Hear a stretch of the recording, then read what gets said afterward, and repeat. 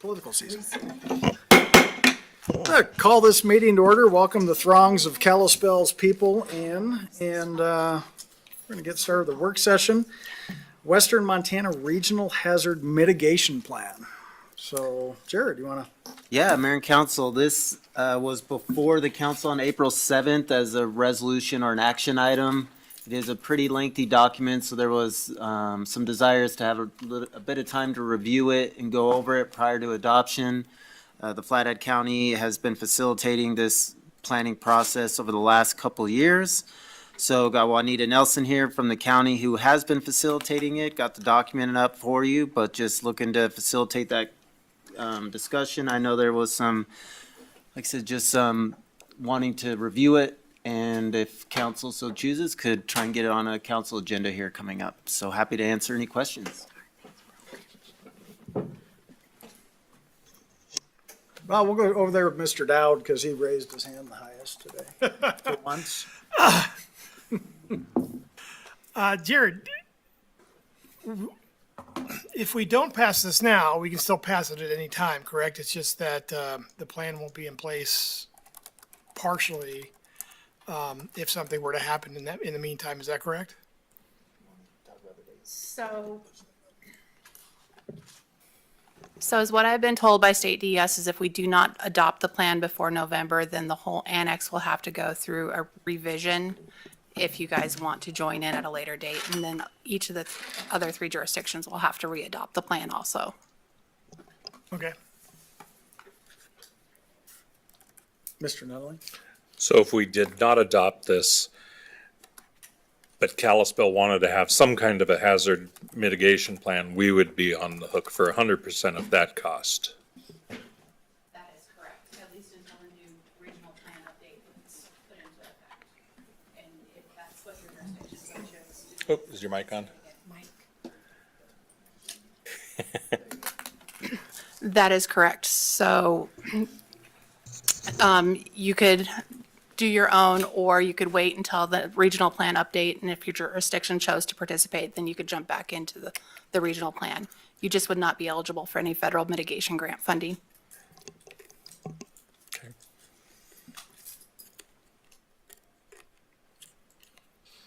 I just, last time we had this before the council, I had a few questions about accuracy of a few spots. I'm not sure if there was opportunity to kind of look at those and see if those needed correcting or.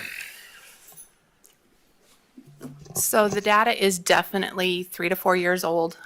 We can do some of those corrections. I went through, there's some data sources I cannot even access. They are closed to the public to try to vet. Overall, I see a lot of typos. The data collection guides, each of the cities did submit data collection guides. They were submitted to the contractor and state DES multiple times. And there are missing information there that I can definitely press to have updated in some of those tables in the annex. Let's see, specifically pages Annex E 43, 44, and 45, that there was missing data. Okay. Yeah, and there was kind of the Dan Pierce, which obviously will be updated. But the other things were not like old data, just like whether or not it's correct. So one of it was reference to Summit Drive, somewhere around Meridian and Highway 2. And I'm not familiar with the Summit Drive in that area, so I kind of read that section and was describing where it was, and it didn't make sense to me. I don't know what area this was being referred to, and this was on E93 in relation to flooding potential hazards. So that would have been one of the projects that was part of a work session. Evergreen Road.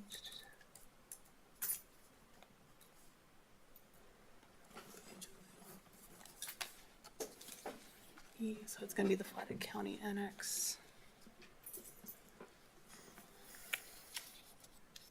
there's a Summit Ridge Drive, but I don't think there's a Summit Drive. And I think it's probably a typo on the contractor's part. Yeah.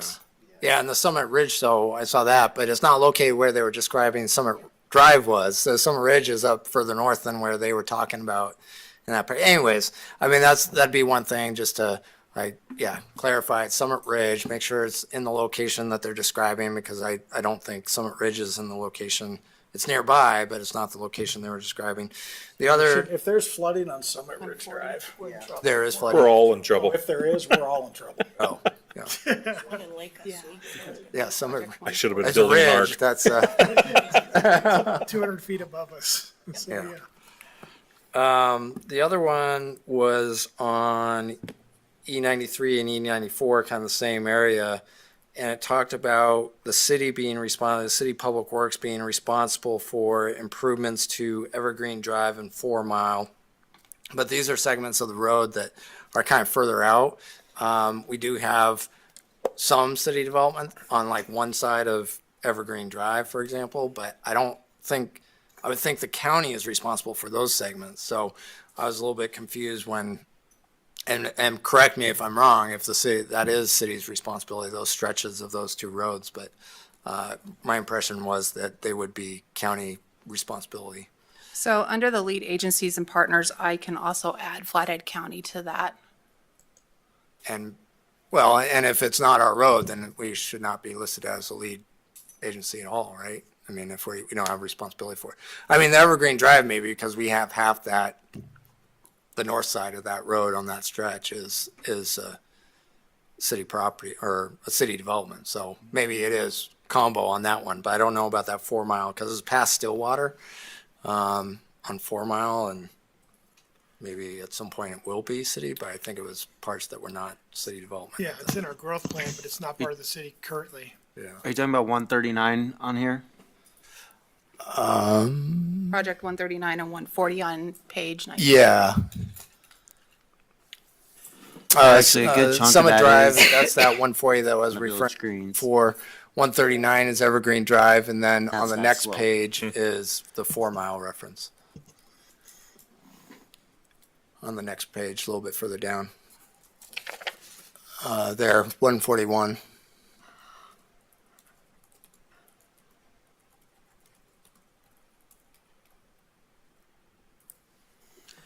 City actually owns that whole thing. The 4 Mile? Yep. Okay. Yeah, because you've got the entire section on the north side. So city pretty much, yeah, it's all city, so. Okay. Yeah, that happened a few years ago, didn't it? Yeah, that's what I was thinking. And that road would be upgraded as that development happens. It's already about a third of the way, if I had to guess. And as that development proceeds, it'll head west. Okay. Great. That's all I had. Thank you. So I guess the question, barring typos, just general clarification on areas, is there any issues at all with the plan that anyone has when they went through it that would prevent us from adopting? Mr. Dowd? Some of these have automatic actions that happen without anybody's involvement, and it's just always concerning to me when you skip past every city, county, state agency and go straight to a federal agency for stuff without coordination through the state. So I have some concerns about that, but other than that, it'd be nice to fix all the typos before we pass it.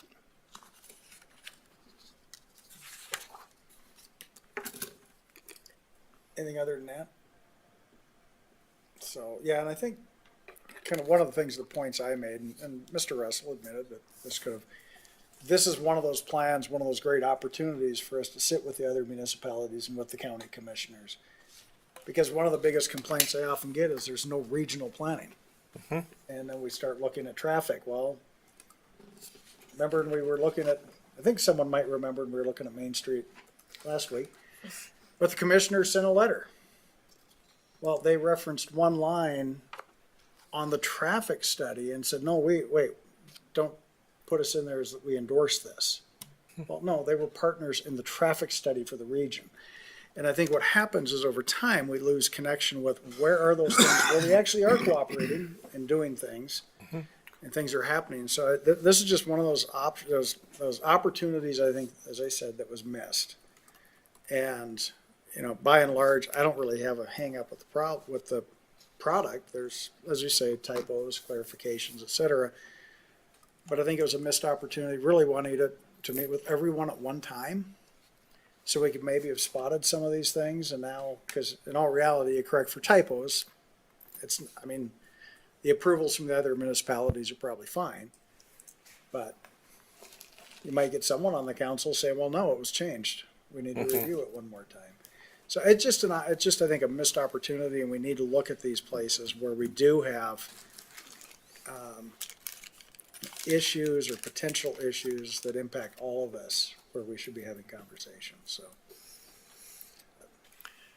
And if we pass that here in council, that'll never happen, right? Well, I'm just looking at prospectively. I mean, they could have shown up today.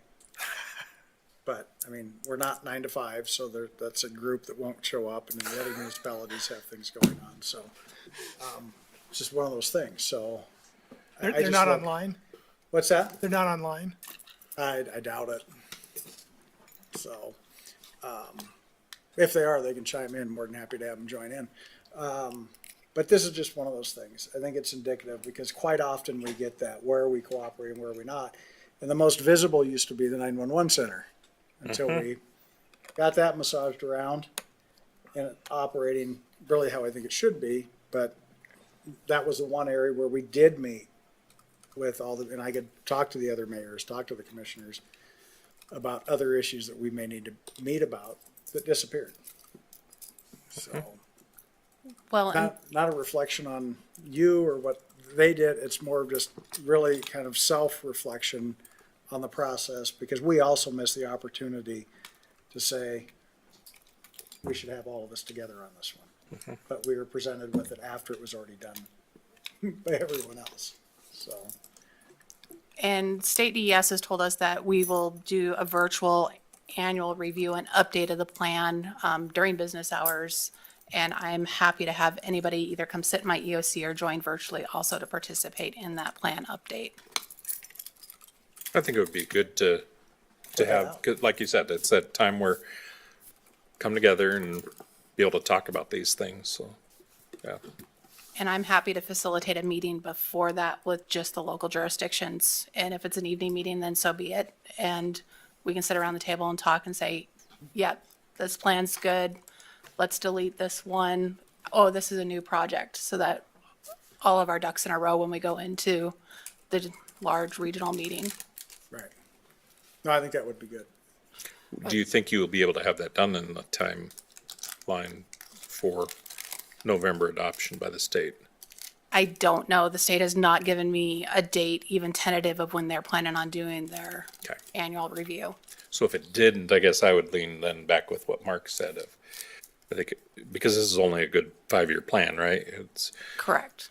This will be updated again, Next year. and maybe at that next one is where we can say, hey, we need to dial this in. Correct. So we will start planning the regional plan process, start that probably early spring of 28 Okay. for adoption for 29. Okay. Just one more question. Thinking about kind of the most recent emergency, where I think about kind of the need for coordination with the county and kind of what their process is and how they're going about managing a crisis, was the pandemic 5 years ago.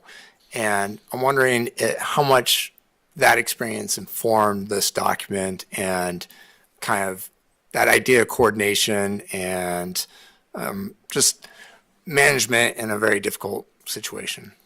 So the regional plans came about because there were a lot of counties that did not have hazard mitigation plans, or they were seriously expired. Our 2014 plan was a way more coordinated meetings with the contractor because it was specific to our county. So a part of it, I think, with COVID is part of the reason why the state started looking at other options on how can we assist some of the smaller population counties with having these plans, and how can we make it with the virtual meetings and everything else, make it so that we can gather a large group of people together at one time. Unfortunately, I think a lot of those virtual meetings lost the ability for us to really dig down deep and make it more specific to our individual jurisdictions, because they were trying to keep it at a higher level. And it's been a learning experience for state DES. It's been a learning experience for the counties that have participated. And going in a second time, I think we will definitely have a better understanding and more ducks in a row and be able to do things better on a local level. The expectations from DES was, hey, each jurisdiction needs to sign a letter of intent. They need to identify a point of contact, and they're supposed to bring their own stakeholders to the meetings and that kind of thing. And you just need to coordinate the county side of things outside of the unincorporated cities. And then by the time we actually got down to the last part of this, cities, and it wasn't just Flathead County, but a lot of the cities had kind of dropped out and just left it at the county level for the emergency managers to deal with. So, I kind of look at the LAPC meetings, right? It seems to keep shrinking every time I go to Correct. another one, right? and part of it is we don't have interesting presentations, or there's nothing fun and exciting to learn about. Or we haven't had a major fire season in the last couple of years, so. Yep. That, Said that out loud. I know I have. If you say it, it will happen, I'm hoping if I say it that we're going to have it, it'll be a dud season. I hope.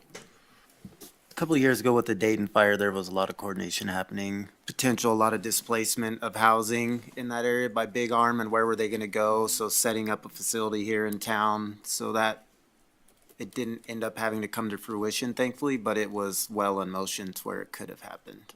And it would have been, but for something like this, it wouldn't have been as easy to get in place.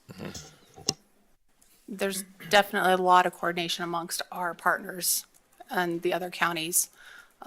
During 2023 fires, when we had the Ridge Fire, the East Fork Fire, and then Sanders County had their fire breakout, we had already requested resources for law enforcement help with our evacuations, and we shipped them to Sanders County, and Red Cross and I were having conversations of, okay, where can we put a more centrally located shelter in place, shelter if we need one, because we've got the Big Knife Fire down in Lake County, we've got Sanders County, and at that point in time, the decision was made that if we did have anybody come to a shelter, because at that point we had one person, that we were just going to hotel them up and send the Red Cross resources over towards Sanders County where they were needed. So the coordination between the emergency managers is really good. Anything else? Comfortable moving forward then? Okay. Any? All right, it may take us a bit of extra time to get some of these tweaked, but it's, Yeah. Yeah, if you have any edits that are, Yeah. you're able to forward the pages where you made the edits. you know, and then we'll forward work on those those. to- Yeah. Forward those to you, Jared? Yeah, okay. All right, any public comment? Anyone online? Nope. No? Jeez, commissioners didn't, okay. City manager report, anything? Did you sign any law, like they do in Idaho, you know, lieutenant governor? doing things? I did not, I'd stay away from that. Anything from council? I do think that you hit the nail on the head, that we do need to kind of get some of that regional planning back together that we used to. We have lost that, and I think it highlighted it last week, it highlighted it now this week. I think definitely we need to. Yep. Okay, with that, we're adjourned.